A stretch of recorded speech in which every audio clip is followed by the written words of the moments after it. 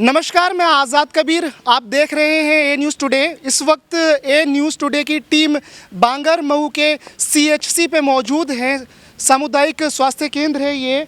और जो यहाँ पे एक जो मरीज़ आया था जिसकी मृत्यु हो चुकी है, पवन नाम का लड़का, 20 साल, उसे सांप ने काटा था। कौन से डॉक्टर ने क्या किया, क्या इलाज किया या नहीं किया, सारी बातें हम अंदर जाकर के डॉक्टर से बात करेंगे और पूछेंगे, समझने की कोशिश करेंगे कि उन्होंने बिना ट्रीटमेंट के रेफ़र कर दिया था या ट्रीटमेंट दी थी, क्या है क्या बात है। हम अंदर डॉक्टर से बात करने की कोशिश करेंगे। वीडियो जर्नलिस्ट को मैं बोलूँगा कि अंदर आ जाए और हम यहाँ पे डॉक्टर से हम बात करेंगे यहाँ पे क्या बात हुई थी।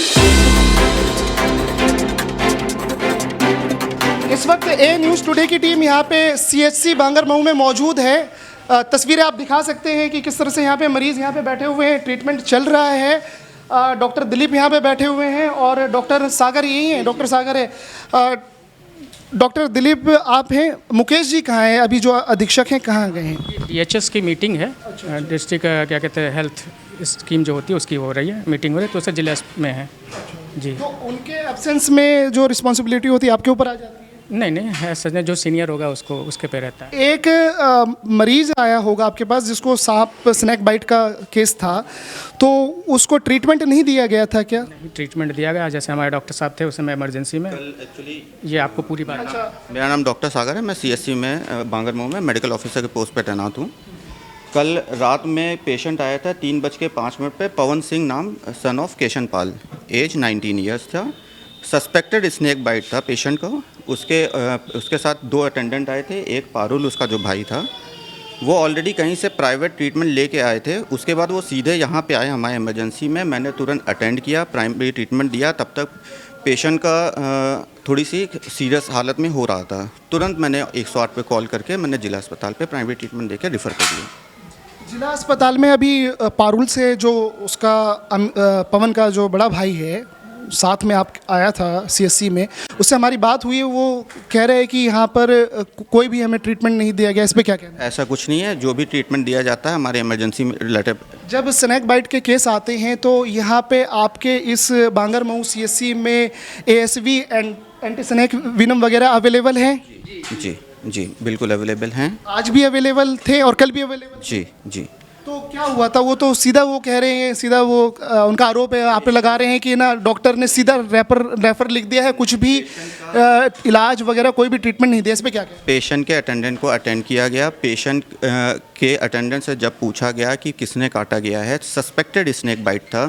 कोई भी फैंग मार्क्स प्रेजेंट नहीं थे at the site of bite पे, क्योंकि वो जब ऑलरेडी आए थे जहाँ से भी उन्होंने ट्रीटमेंट लिया था वो इंसीजन कर देते हैं। तो इंसीजन करने के बाद हमें बाइट मार्क्स पता नहीं चलता है। उसके बाद उसके अकॉर्डिंग, सस्पेक्टेड के अकॉर्डिंग हम लोग ट्रीटमेंट करते हैं, अपना जो भी नॉर्मल प्राइमरी ट्रीटमेंट होती है, फिर फर्दर आगे रिफ़र कर देते हैं फॉर फर्दर एग्जामिनेशंस लाइक सीटी बीटी, जो कि जिला अस्पताल स्तर। सवाल यहाँ पे डॉक्टर सागर आपसे ये पूछा जाएगा, क्योंकि यहाँ पे कोई मेडिकल नेग्लिजेंसी वगैरह तो नहीं है, यहाँ पे ये समझने की हम कोशिश कर रहे हैं। नहीं। सीधा वो आरोप लगा रहे हैं कि हम यहाँ पे आए और बिना कोई ट्रीटमेंट के रेफ़र कर दिया गया है और उसकी मृत्यु हो चुकी है। अगर आपको ये जानकारी हो? जी मुझे जानकारी है। ऐसा कुछ भी उसकी सांसें, वो जो रेफ़र किया गया तो उसकी सांसें ना सफ़ीपुर तक, जो पारुल ने बताया, जो उसका बड़ा भाई है, सांसें उसकी चल रही थी, बात भी कर रहा था वो। तो हम ये आपसे समझना चाह रहे हैं कि आपके पास जब आया तो आपने क्या ट्रीटमेंट किया, वो बताइए। तो हमने बेसिकली उसका जो हम लोग नॉर्मल पल्स रेट बीपी नापते हैं उसके अकॉर्डिंग फिर हम लोग ने एविल, डेक्सा, टीटी जो भी जो नॉर्मल ट्रीटमेंट देते हैं उसके अकॉर्डिंग। उसी बीच में पेशेंट की अचानक से तबीयत ख़राब थी ऑलरेडी, वो ऑलरेडी बहुत ज़्यादा हाइपर था। पेशेंट को एश्योरेंस में दे रहा था बट वो उसके सांसें थोड़ी सी उखड़ने लग रही थी। तो एकदम इमरजेंसी देखते हुए मैंने तुरंत 108 पे कॉल करके उसको तुरंत रेफ़र किया है। एएसवी का यूज़ आपने क्यों नहीं किया? सस्पेक्टेड स्नेक बाइट था इसलिए मैंने एएसवी का यूज़ नहीं किया, क्योंकि मुझे ऑलरेडी कंफर्म नहीं हो पा रहा था, क्योंकि फैंग मार्क्स जिससे हम कंफर्म करते हैं कि ये स्नेक बाइट के फैंग मार्क्स होते हैं, वो कंफर्म नहीं हो पा रहे थे। अगर आपको लगता है कि अगर आपको कंफर्म हो जाता, अगर आप एएसवी का यूज़ कर लेते तो उसकी जान बच जाती, आपको लगता है ये बात? कंफर्मेशन स्नेक बाइट था तो एएसवी हम लोग लगवाते हैं, चाहे ये पेशेंट हो चाहे कोई भी पेशेंट। स्नैक बाइट की घटना पूरे यूपी में और खासकर उन्नों में बहुत ज़्यादा आ रही है और हर सीएससी में ये आ रही है, लोगों की जान बहुत ज़्यादा जा रही है।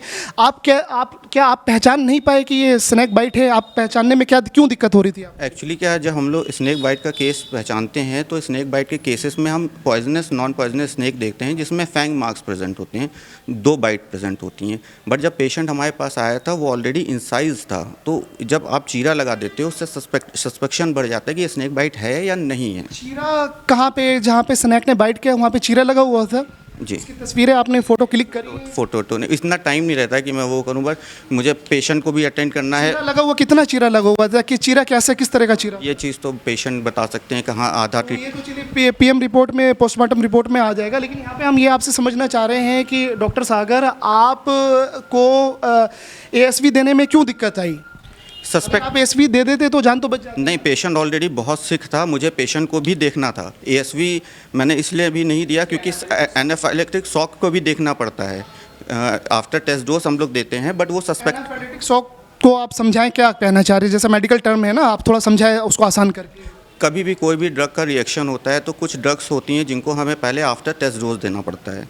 स्नेक बाइट एएसवी भी उनमें से एक होता है, पहले उसमें हमें, बट पेशेंट ऑलरेडी बहुत सीरियस था, मुझे पेशेंट को भी देखना था, मुझे इसलिए रिफ़र करना पड़ा पेशेंट। यहाँ पे एक बात और ये आपसे पूछा जाएगा कि जब पेशेंट आपके पास आया तो आपको आइडेंटिफाई हो चुका था कि ये स्नेक बाइट है? बिल्कुल नहीं, नहीं पहचान पा रहे हैं? पेशेंट स्नेक बाइट का था, ये पेशेंट के अटेंडेंट ने बताया। उसके बाद जब मैंने पेशेंट के अटेंडेंट से हिस्ट्री ली कि आपने स्नेक देखा तो उन्होंने बोला कि नहीं, हम लोग को नहीं पता है स्नेक ने काटा है या चूहे ने काटा है। यहाँ पे ये थोड़ा सा हो गया था, इसलिए मैंने यहाँ पे सस्पेक्टेड स्नेक बाइट डाला है। अगर ये बताइए आप कि अगर आप एएसवी दे देते तो क्या दिक्कत आती? दिक्कत थी आपको? नहीं, अगर मुझे कंफर्म नहीं था इसलिए मैंने नहीं दिया, और फर्दर पेशेंट का बहुत ज़्यादा सिक हो रहा था इसलिए मैंने पेशेंट को आगे फर्दर ट्रांसफ़र करने की सोचा, क्योंकि लेट हो जाता या एनाफाइलेक्टिक रिएक्शन हो जाता। आप लोगों को जो स्नैक बाइट मैनेजमेंट होती है, जब स्नैक किसी मरीज़ को काट लेता है तो क्या आप लोगों को समझने में दिक्कत आती है? वो भी प्रॉब्लम है तो वो भी हमें बताइए, क्यों आती है? क्या आप लोग एफिशिएंट नहीं है या कोई दिक्कत है, कुछ प्रॉब्लम है, बताइए। एक्चुअली आइडेंटिफाई करने में, डायग्नोज करने में क्यों दिक्कत आती है? एक्चुअली क्या प्रॉब्लम है होती है, मैंने आपसे क्या कहा कि स्नेक 2 टाइप के होते हैं, पॉइजनस स्नेक और नॉन पॉइजनस स्नेक्स, ठीक है? नहीं, मैं आपसे ना टाइप नहीं पूछ रहा हूँ, आपको पहचानने में क्यों दिक्कत आई? एएसवी का यूज़ क्यों नहीं कर पाए आप? पहचानने में इसलिए दिक्कत आई क्योंकि जो फैंग मार्क्स प्रेजेंट थे वो वहाँ पे प्रेजेंट नहीं थे, इसलिए मैं भी श्योर नहीं था कि ये स्नेक का है या रैट का है या नॉन पॉइजनस स्नेक का है। ऐसा तो नहीं है कि है ना, मरीज़ आया तो आप लोग रेफ़र का चलन है आपके सीएससी में, तो आपने कहा कि पल्ला झाड़ो, कोई बात नहीं, देखा जाए? ऐसा नहीं है, फर्दर्स भी अगर अब पहले भी आप देख लो, अगर स्नेक बाइट का हम लोग का कंफर्मेशन है, हम लोग ने एएसवी दिया है। अभी आपके इस बांगर मऊ के सीएससी में स्नैक बाइट के पूर्व में पहले कितने केस आए हैं? ये मैं आपने ट्रीटमेंट किया है?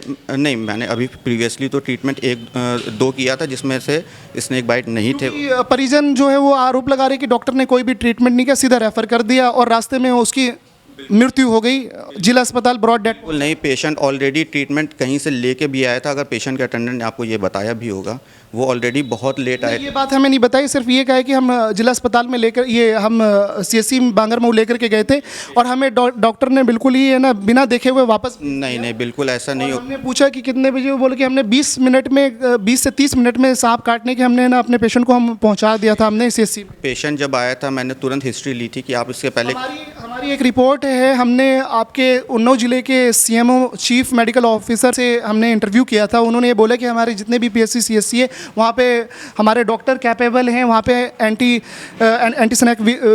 स्नैक विनम वगैरह अवेलेबल है, सारी चीज़ें एएसवी वगैरह अवेलेबल है, लेकिन फिर भी जान क्यों नहीं बच पाई, क्या कहना है? एक्चुअली जब स्नेक बाइट का केस, मतलब मैं जनरल एक क्वेश्चन आपको आंसर दे रहा हूँ, स्नेक बाइट का जब केस आता है तो उसमें या तो अगर पैरालिटिक पॉइजन है या हीमोलिटिक पॉइजन है। अगर पैरालिटिक पॉइजन है तो नर्वस सिस्टम आपका टोटली वर्क डाउन करना बंद कर देता है, तो उसके लिए कभी कभार हमको वेंटी की ज़रूरत पड़ती है।